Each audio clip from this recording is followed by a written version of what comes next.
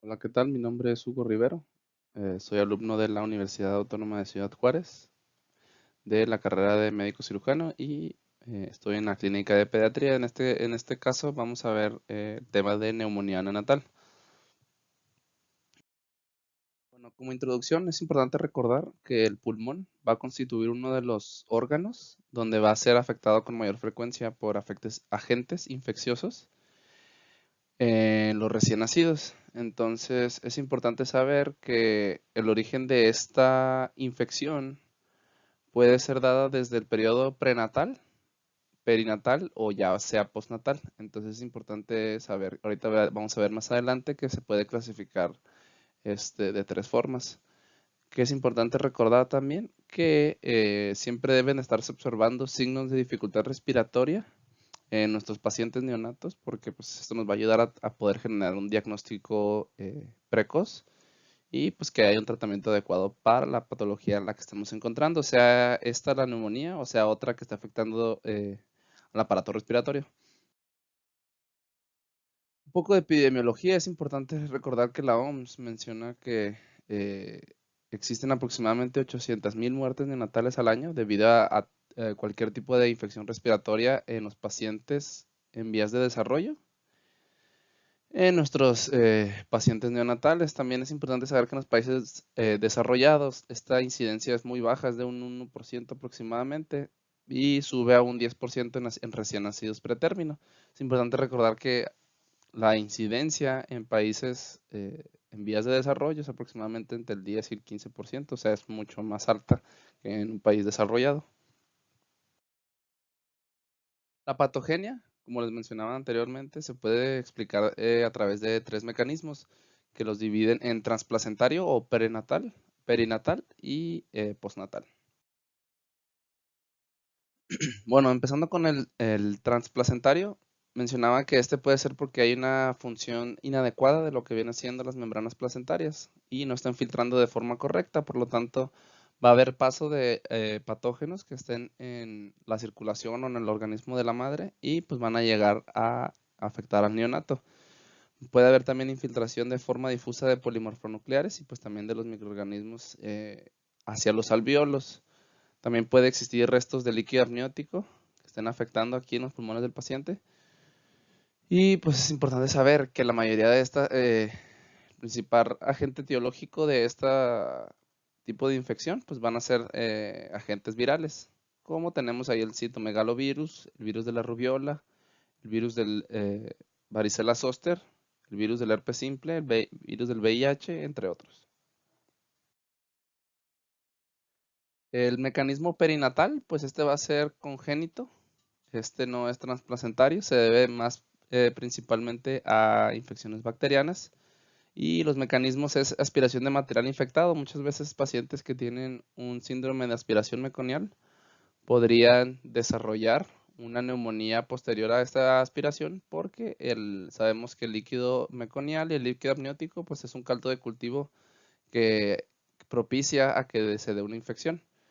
Y pues también si hay inhalación de aire contaminado, esto mencionaba que estaba relacionado con países en vías de desarrollo, donde muchas veces la calidad del aire del hospital puede no ser adecuado, entonces puede existir algún agente que esté pues en el aire, entonces nos afecta de forma perinatal a nuestros neonatos.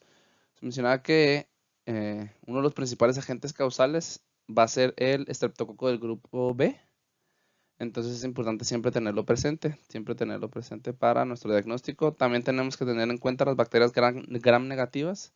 La principal dentro de estas y que ha estado ganando terreno en los últimos años, pues va a ser la E. coli, pero también debemos de pensar en aquellos como Klebsiella, Haemophilus influenza, Pseudomonas, Serratia, entre otros. De forma postnatal, se menciona que el principal agente puede ser Staphylococcus aureus. También tenemos el estreptococo del grupo B otra vez, bacterias gram negativas. Y también aquí puede haber agentes virales como es el virus sincitial respiratorio, la influenza, el virus de la influenza y el parainfluenza. Es importante saber que se debe de asociar muchas veces este mecanismo postnatal a la ventilación mecánica en nuestros pacientes neonatos. Bueno, como ya habíamos dicho un poco dentro de los mecanismos, pues la etiología va a estar dada principalmente por el estreptococo del grupo B, que va a ser el Agalactia, y muchas veces este se adquiere a través del canal de parto, entonces este puede producir una sepsis precoz. Otros agentes que pueden dar una sepsis precoz, pues tenemos Proteus, Staph aureus, Streptococcus pneumoniae, E. coli, Klebsiella, Listeria y en algunas ocasiones hasta Mycobacterium tuberculosis. En la sepsis tardía, una neumonía tardía, pues los principales agentes van a ser Staphylococcus aureus, Pseudomonas aeruginosa y algunos agentes fúngicos intrahospitalarios, entonces también hay que tenerlos presentes. Y pues de virales, ya hemos ido hablando de ellos, como el virus sincitial respiratorio, el adenovirus, otros que se han mencionado como el ecovirus y pues el virus del herpes simple. Es importante recordar y tener en cuenta los factores de riesgo que debemos de nosotros preguntar, y una vez que nosotros los encontramos, sabemos que ya podemos irnos dirigiendo hacia el diagnóstico de neumonía neonatal. Aquellos que nos orientan hacia ese diagnóstico va a ser antecedentes de fiebre materna mayor a 38 grados centígrados en las últimas 1 a 2 semanas. Si existió rotura prematura de membranas que ya lleva más de 24 horas, también se debe de tomar como un factor de riesgo.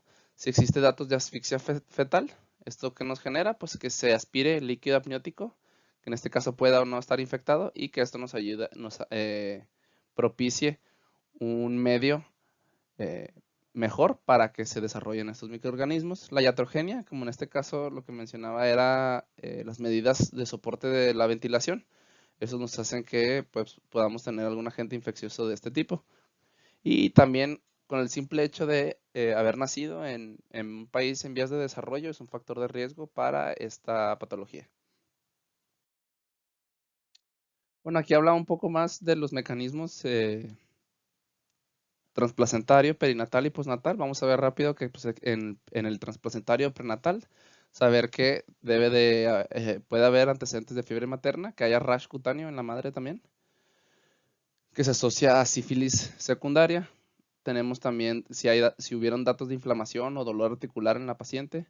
Y aquí mencionaba unos datos ya más específicos. Por ejemplo, una de las bibliografías que yo tomé pues era de un estudio español, y en Europa existe una alta incidencia en lo que viene siendo la bacteria Listeria monocytogenes. Entonces ellos mencionaban que si existía una descoloración verde-café de lo que viene siendo el líquido amniótico, pues se puede sospechar listeria. Y pues también tener en cuenta que si la paciente tuvo un antecedente de que hubo ingesta de comida contaminada, pues eso también puede estar dándonos un poco el diagnóstico. Bueno, infección perinatal, pues saber que puede haber datos de dificultad respiratoria. Se va a clasificar como perinatal si es dentro de los primeros 5 a 7 días de vida, y a los 2 a 3 días de que se presente la infección pueden haber signos de sepsis ya agregados, que pues esto ya significa que se está complicando el paciente. Como infección postnatal, ya habíamos mencionado que se asocia a la ventilación mecánica asistida, y pues también algunos de los agentes virales con que se asocian, como fiebre, distrés respiratorio y apnea, también que puede existir. Y pues también ya mencionaba aquí que cuando existen enfermedades fúngicas, estas se asocian muchas veces a enfermedades ya diseminadas. Se dan en recién nacidos pretérminos que usaron de forma prolongada antibióticos, ventilación asistida, nutrición parenteral o hasta el uso postnatal de esteroides también. Bueno, muy bien. Ahora iniciando con las manifestaciones clínicas, nos mencionaba aquí que debido a que el recién nacido es muy inmaduro, siendo pretérmino o siendo un recién nacido a término, pues la manifestación característica de este cuadro infeccioso muchas veces va a ser la sepsis, que ya va a tener una participación multiorgánica. Muchas veces no nada más se va a afectar el componente respiratorio de nuestro paciente, sino va a haber una afección extensa. Entonces no hay que descartar nunca de todos modos la neumonía. Mencionaba aquí que si ya hay datos clínicos de afección del sistema nervioso central, pues este cuadro va a tener un peor pronóstico.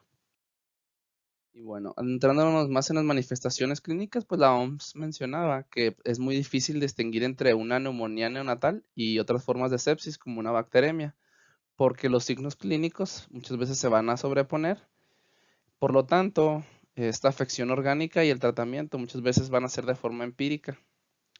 Entonces, ¿qué es importante recordar y tener en cuenta siempre al momento de tratar de establecer el diagnóstico, ¿verdad? Con esta eh, enfermedad? Es que este cuadro puede ser muy inespecífico, puede existir clínica del sistema nervioso central, gastrointestinal, como vómito, intolerancia a la vía oral, que muchas veces estos pueden ser nuestros únicos datos que existen. Luego podemos tener afectaciones de la temperatura, ya sea una hipertermia o una hipotermia. También puede haber datos de inestabilidad hemodinámica, puede haber afección en la glicemia del paciente y muchas veces estos datos pueden ser los únicos que nos orienten a, pueden ser los únicos datos que se presenten en el paciente. Muchas veces no siempre van a estar presentes los datos de dificultad respiratoria, que los vamos a ver más adelante. Puede existir nada más datos de choque también que se clasifican pues dentro de la inestabilidad hemodinámica. También puede existir nada más apnea dentro del cuadro. Otro también que se mencionaba es que muchas veces debemos de nosotros estar revisando siempre las secreciones que tiene el paciente. Muchas veces el cambio de coloración en las secreciones puede ser el único dato que tenemos de que está habiendo un proceso infeccioso, que va a ser un cambio de una secreción más o menos hialina hacia una secreción ya más mucopurulenta. Bueno, dentro de la tabla que puse aquí en la imagen, mencionaba aquí varios factores de riesgo clínicos y ya manifestaciones que se presentan en una neumonía neonatal, pues ya habíamos hablado de los factores predisponentes o factores de riesgo. Luego, ya dentro del punto número 2, nos habla de muchas manifestaciones clínicas, ya cuando se está presentando la sepsis, como una disminución en la alimentación por intolerancia a la vía oral muchas veces. Puede existir datos de letargia, que pues ya es una afección al sistema nervioso central. Puede haber una disminución en los reflejos y datos de distermia. Y también puede haber afección con una distensión abdominal. Bueno, el punto 3, pues esto ya habla de los datos radiográficos, que los veremos más adelante. Y también es importante recordar que dentro de la biometría hemática también debe de haber datos de sepsis y cualquiera de estos pueden estar presentes, como un aumento de el 20% en las bandas de nuestros leucocitos, que el número de leucocitos esté fuera de rangos normales, y pues el C y el D menciona que son proteínas reactantes de fase aguda, que pues nos van a estar hablando de una inflamación que está presente en ese momento. Ya como tal, las manifestaciones clínicas de forma respiratoria, pues se deben de sospechar, eh, la neumonía se debe sospechar en estos pacientes cuando existan estos datos. Mencionaba que la taquipnea es el dato más frecuente que aparece en estos neonatos con neumonía de un 60 a un 89%. Tenemos también retracción intercostal, fiebre, intolerancia a la vía oral, cianosis y tos o boqueo. Son los que van a estar presentes. No siempre, pero son los que se asocian más frecuentemente a una neumonía. Luego, a la exploración física, pues muchas veces van a ser datos de dificultad respiratoria, alteración de nuestro murmullo vesicular y puede haber presencia o no de ruidos patológicos en la auscultación, principalmente estertores. Bueno, ya adentrándonos más en la exposición, aquí hablando del diagnóstico diferencial, es importante poder nosotros diferenciar la neumonía neonatal de otros procesos respiratorios que muchas veces no son infecciosos. Los principales con los que debemos de hacer esta diferenciación, pues va a ser el síndrome de distrés respiratorio, que va a ser por déficit de surfactante. Hay que recordar que en estos pacientes, la mayoría de las veces van a ser recién nacidos pretérminos, por lo tanto, sabiendo que estos pacientes son pretérminos y ya nosotros generando una dosis, poniéndoles una dosis, perdón, administrando una dosis de surfactante, muchas veces van a estar teniendo una mejoría, por lo tanto ya podemos nosotros descartar que es un síndrome de distrés respiratorio en aquellos pacientes que que pueda proseguir este cuadro. La taquipnea transitoria del recién nacido sabemos que es un cuadro benigno autolimitado, donde se retrasa la reabsorción de líquido de lo que vienen siendo los pulmones del neonato. Por lo tanto, también sabemos que si dentro de 2 a 3 días estos pacientes no mejoran, pues muchas veces debemos de buscar otro proceso, como viene siendo la neumonía. Y bueno, el síndrome de aspiración meconial, pues muchas veces sabemos que en estos pacientes van a ser ah, eh, aquellos neonatos que son mayor a 40 semanas de gestación y que pues las características del líquido amniótico van a ser meconial. Entonces esto nos ayuda a generar el diagnóstico diferencial con esta patología. Una cosa que mencionaba aquí es que hacer el diagnóstico a través de la radiología es difícil, porque muchas veces estas patologías respiratorias se van a manifestar de forma muy, muy parecida. Entonces, como menciona ahí abajo, la edad gestacional y el inicio de los síntomas pues nos asisten mucho para el diagnóstico clínico de nuestra neumonía. Bueno, ya generando nosotros nuestra evaluación diagnóstica, lo que mencionaba que es la clave va a ser una buena historia perinatal, y las manifestaciones clínicas son las que nos van a estar dando muchas veces el diagnóstico. Es importante nosotros recordar el antecedente de una patología febril en la madre para nosotros sospechar de alguna neumonía prenatal, ¿verdad? O perinatal. Se debe de tomar siempre una biometría hemática completa, química sanguínea también. La proteína C reactiva, como ya hemos visto, es un reactante de fase aguda que pues nos va a mencionar de forma indirecta que existe una forma indirecta y no específica, que están habiendo datos de inflamación. Aquí el hemocultivo se mencionaba que no debe de usarse de forma sistematizada, sino se debe de tomar el hemocultivo cuando exista fracaso de los antibióticos de primera línea, que van a hacer estos de forma empírica, para que el hemocultivo, que sabemos que no es muy sensible ni muy específico, nos pueda ayudar un poco a orientarnos hacia qué agente etiológico es el que está afectando a nuestro neonato, y pues ya dirigir nuestro tratamiento hacia ese agente. Y pues también saber que la radiografía de tórax también nos va a ayudar a lo que viene siendo el diagnóstico. Diagnóstico radiológico. Mencionaba que esta radiografía de tórax se debe de realizar en todos los pacientes que presenten anormalidades respiratorias. Y mencionaba que no siempre son muy específicos los datos, por lo que siempre debemos de nosotros relacionarnos con la clínica y los datos de laboratorio. Se mencionaba en uno de los artículos que encontré que pueden presentarse diferentes patrones y que nos pueden ayudar a la evaluación. El primero va a ser un patrón que va a ser indistinguible de un síndrome de distrés respiratoria. Mencionaba que su característica principal pues va a ser la presencia de broncograma aéreo. Puede existir un patrón reticulonodular que va a tender a la confluencia, y es importante saber que el agente principal pues va a ser el estreptococo del grupo B, como ya habíamos mencionado anteriormente. También tenemos un patrón ya de consolidación, que se parece más a una neumonía de un adulto. Van a haber consolidaciones extensas en los lóbulos pulmonares. Mencionaba que se va a presentar con más frecuencia en recién nacidos que van a estar afectados con una displasia broncopulmonar, y uno de los agentes frecuentes va a ser las especies de cándida. Como vemos aquí en la figura que puse en la diapositiva, pues este es un femenino. Ahí tiene sus semanas de gestación y tiene sus días de vida. Es importante ver que menciona que tiene una neumonía atelectásica apical izquierda, donde se va a estar apreciando la opacidad homogénea. Y ahí se ve lo que viene siendo la afección, ¿verdad? Con una consolidación en el lado izquierdo.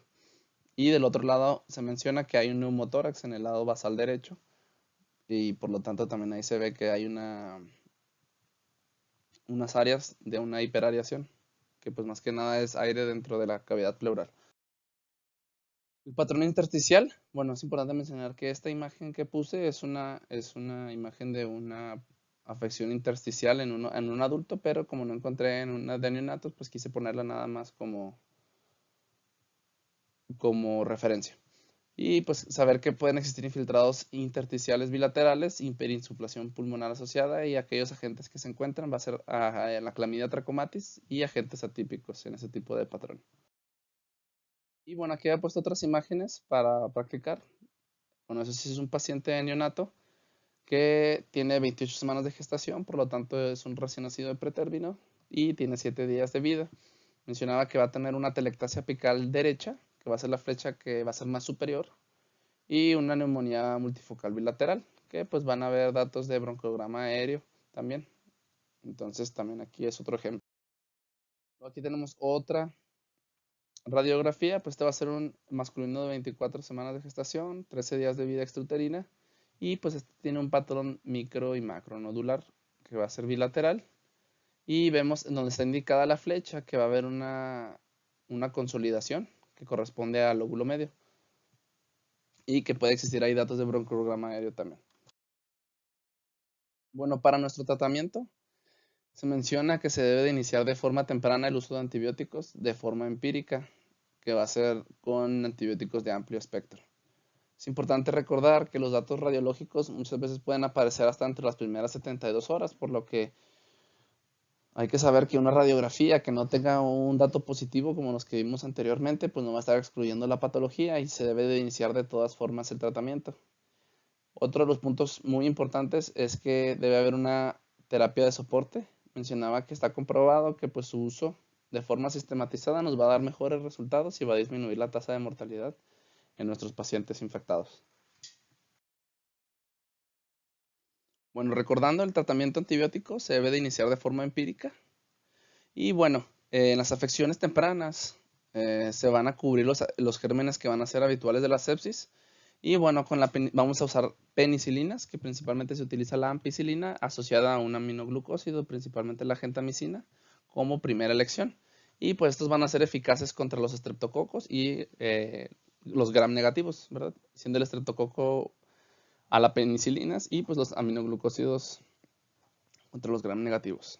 Luego, en afecciones tardías, muchas veces estos gérmenes van a ser de origen nosocomial, por lo que va a tener que cambiar el tipo de tratamiento.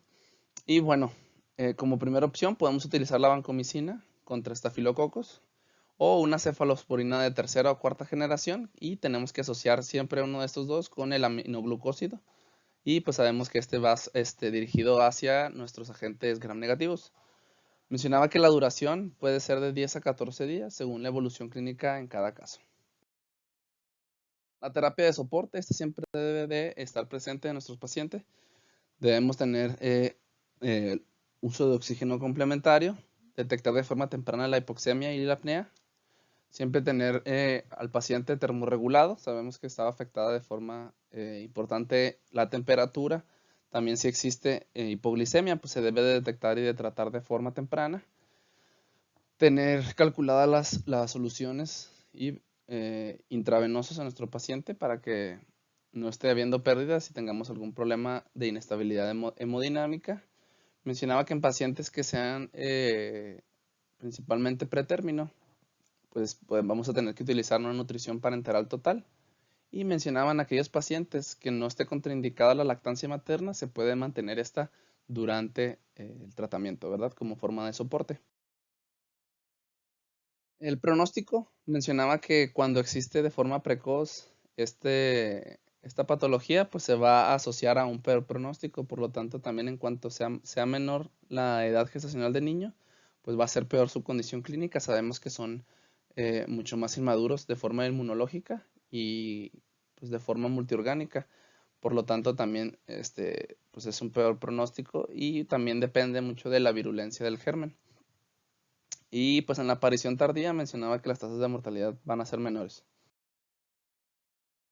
Y bueno, ya nada más como conclusión, saber que esta patología pues tiene un impacto global, es muy significativo, también la epidemiología y la etología pues van a ser complejas como ya vimos y pues esta se compara con neumonías ya de otras edades pediátricas, entonces sí es complicada esta neumonía neonatal. Otra cosa que mencionaba es que sabemos que está habiendo un aumento en la resistencia antibiótica. Ahí le puse tasas de resistencia, una disculpa ahí resistencia antibiótica a antibióticos. Es importante saber que los antibióticos comunes y baratos, pues está habiendo mayor resistencia. Entonces, pues esto va a afectar de forma futura a los neonatos y más que nada, pues en países no desarrollados, por lo que se deberá buscar crear políticas que sean universales y programas de salud más especializados para poder tener un mejor control y un mejor tratamiento en estos pacientes. Y nada más les dejo las referencias que yo utilicé y les agradezco su tiempo. Muchísimas gracias. Que tengan un excelente día.